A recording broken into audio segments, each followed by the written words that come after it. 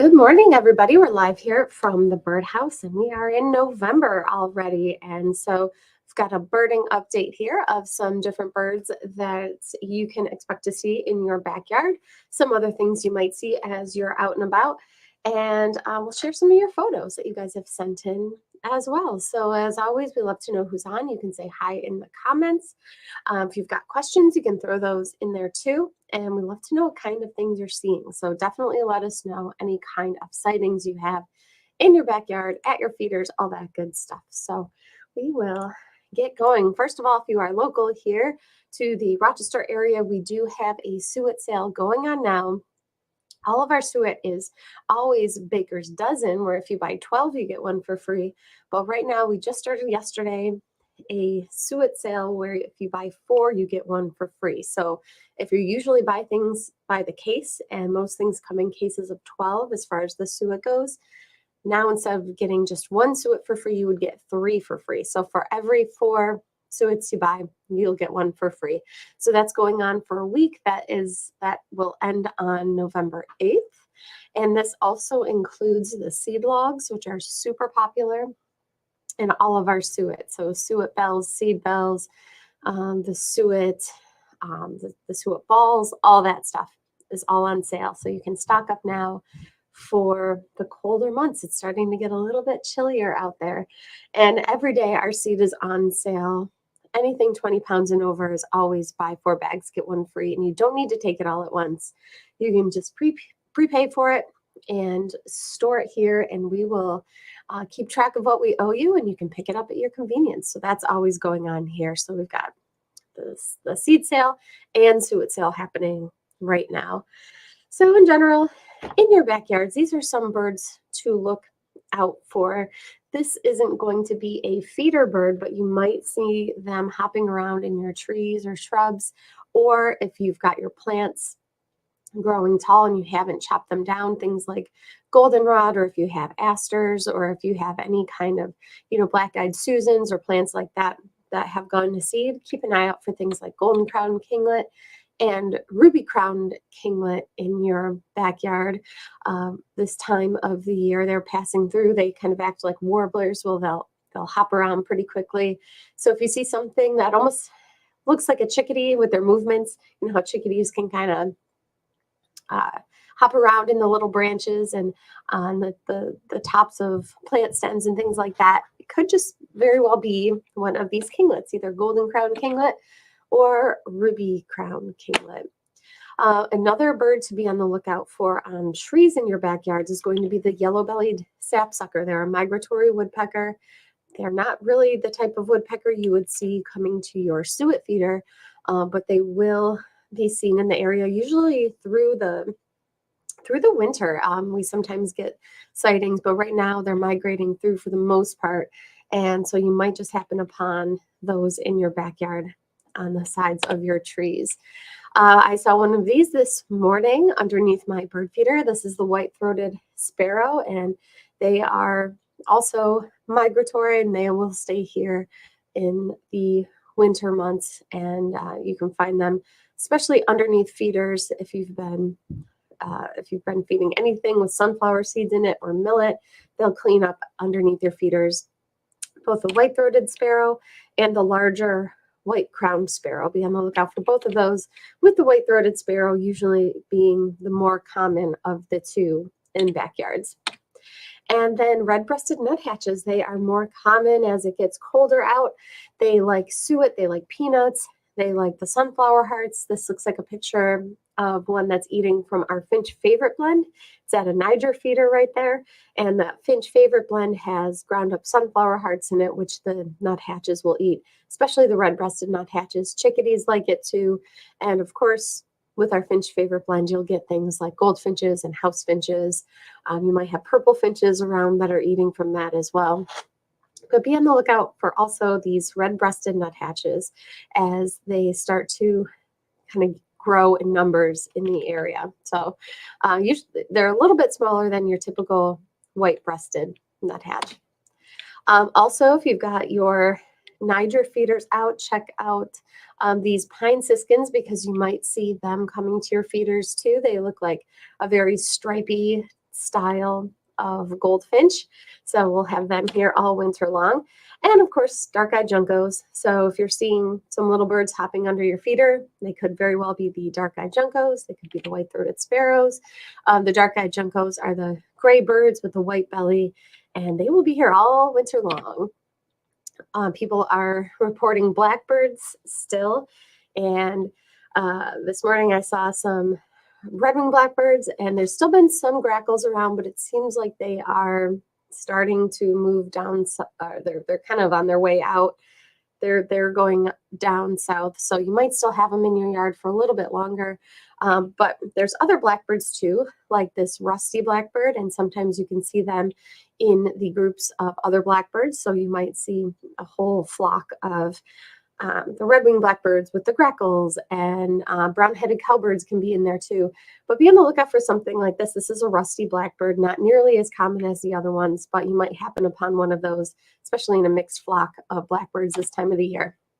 And these are the other characters that you can find migrating through the common grackle and red-winged blackbird.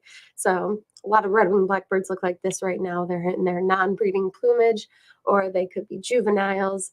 And so they don't look that like a very, very dark black this time of the year all the time. But usually you can see some kind of a color on their wing. So red-winged blackbirds, grackles are still around, but they don't seem to be in numbers as big as they were a couple weeks ago even. So it seems like they're on their way out of the area. What you might start to see also in your backyard are more birds of prey, and especially as the temperatures drop and it's harder for these birds to find their prey items, they will come to backyard feeders. Things like the Cooper's hawk are super common. This is the most common bird of prey that you will find in your backyard, going after songbirds at the feeder. And it can be hard to tell the difference between the two most common birds of prey that'll come to backyard feeders. The Cooper's hawk is the most common, but then there's also one called the sharp-shinned hawk. And if you look at the two, they look kind of similar. Their colors are very similar, but there are some differences. The Cooper's hawk tends to be larger, although there is some size overlap, so that can be a little bit difficult to tell the difference with just that characteristic alone. The Cooper's hawk is smaller than the red-tailed hawk usually, so they're not as big as those large red-tailed hawks that we have. But then they also have more of a squarish head. So their head, usually you can see that there's some kind of a squarish shape to it, and they have a rounded tail. So usually, sometimes you can see these characteristics. Sometimes you can only make out maybe one of those characteristics. But the Cooper's hawk has rounded tail, squarish head, and then the sharp-shinned hawk has the total opposite. They have a roundish head and a square tail. So you can see their head is much more round, and then also their tail isn't rounded but goes pretty straight. So those are some ways you can tell the difference. Sharp-shinned hawks are also quite small, so they're almost strikingly small. I would say they're about the size of a mourning dove usually. So if you see a really small bird of prey at your feeders, that's going to be a sharp-shinned hawk. But unless it's something super small, it's probably a Cooper's hawk. So don't be surprised if you do see these in your backyard, especially throughout the winter. It is totally normal, totally common. And if you want to kind of have the hawks go elsewhere, really the only thing you can do is take your feeders down for a few days. As the birds disperse, the hawks will also disperse. They might come back after a while, but that's really the best thing you can do is just take your feeders down for a bit. You remove their food source, and then they'll go elsewhere. So those, and then this is what their juvenile plumage looks like. So both the Cooper's hawk and the sharp-shinned hawk, their adult plumage is kind of a grayish color on their back, and then their front is more of an orangish color, but their juvenile plumage both look like this, quite brown with a striped tail. And so we have both of those plumages you can find throughout the winter. The juveniles wouldn't have their adult plumage until the spring. So those are some hawks that you can find in your backyards throughout the fall and winter months.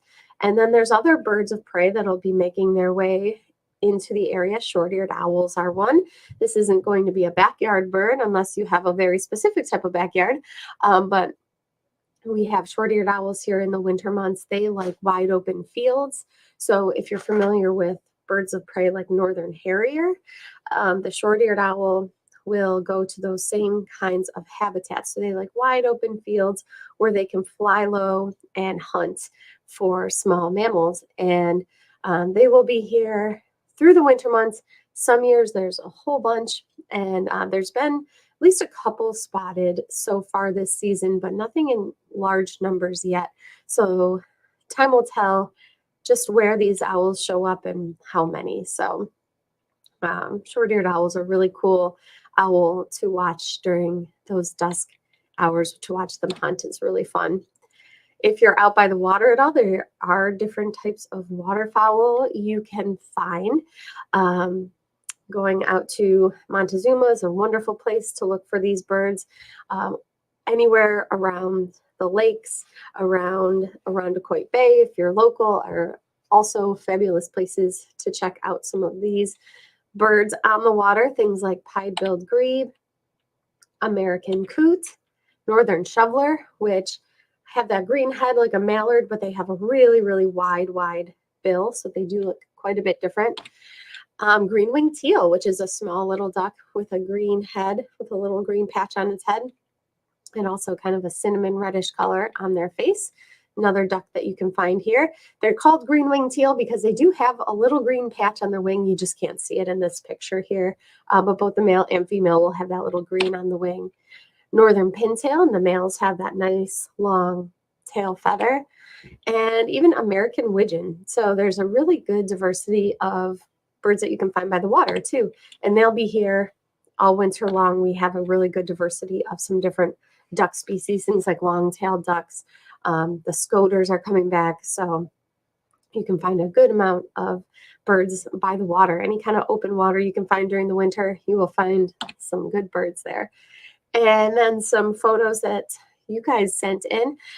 Here's a shorebird picture of a bird called the lesser yellowlegs, and it looks like it's stretching. This is a fun pose here. This was sent in by Mark.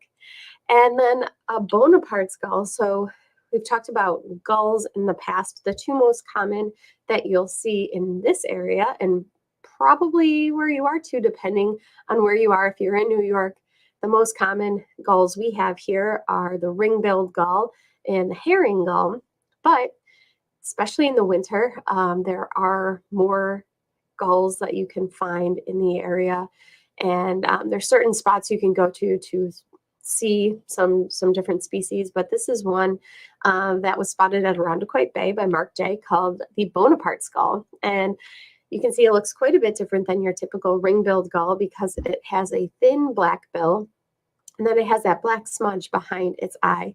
Usually they have quite pink legs, but the legs on this bird are quite orange. But this is a Bonapart's gull, so different type of gull species than you would normally see here. So some really cool photos there of the Bonapart's gull sent in by Mark.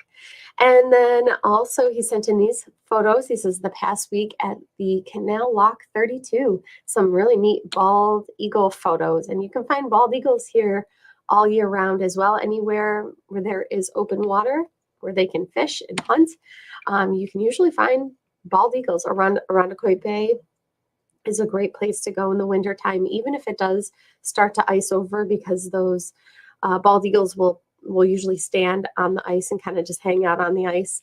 But some really cool bald eagle photos here sent in by Mark. And then also some turkey vultures. He says turkey vultures at Letchworth State Park. Saw probably 50 last week migrating through the area. So turkey vultures, I've still seen some around, but they in general do go south for the winter. Every once in a while you can see them here in the winter, but not usually. These are going to be one of the last birds to leave and first ones to come back in the spring. So when you see turkey vultures in the spring, you know that the warmer weather is on its way.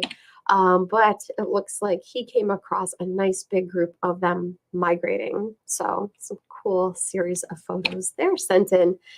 So yeah, if you guys have sightings or if you have questions, put them in the comments. It looks like there are some of you guys on here.